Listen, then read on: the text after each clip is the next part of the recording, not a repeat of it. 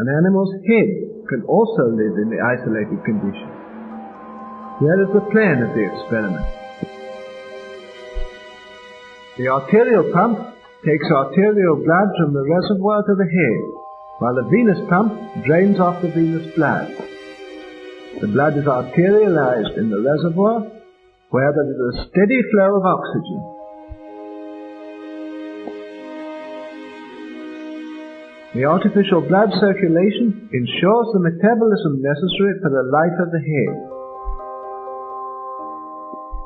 The isolated head lives on for hours and reacts to external stimuli.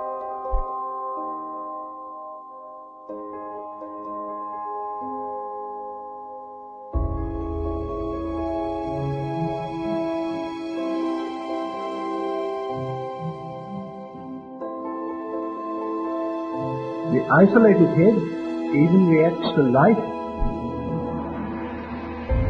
and to sound.